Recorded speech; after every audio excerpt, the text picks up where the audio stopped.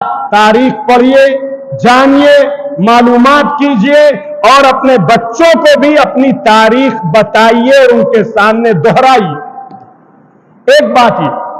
दूसरी बात कि आज हम आजादी का जश्न मनाते हैं, हम आजादी का झंडा अपने घरों पे फहराते हैं और हमें खुशी होती, सआदत होती, सआदत महसूस होती है कि आज हम मुल्क हिंदुस्तान के अंदर आजाद हैं। लेकिन मैं आपको ये बात बिल्कुल वाज़ेह तौर पर बता देना चाहता हूं कि आजादी का क्या मतलब।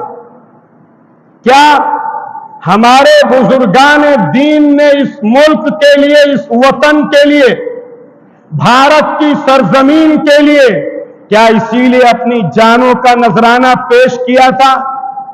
क्या इसीलिए तोप के दहाने पे अपने आप को चिथड़ा बनना गवारा किया था? क्या इसीलिए सूअर की खालों में उन्हें बंद करके और सिल के तंदूर में जलाया और झुलसाया गया था?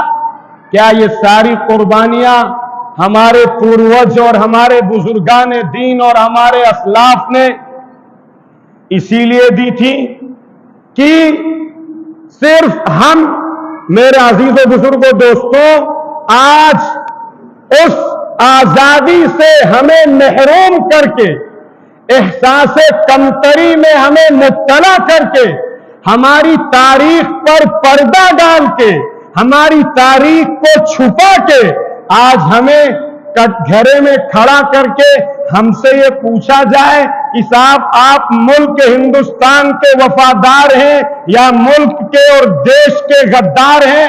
आज हमसे ये पूछा जाए क्या हमारे पूर्वज ने इसीलिए कुर्बानियां दी थी?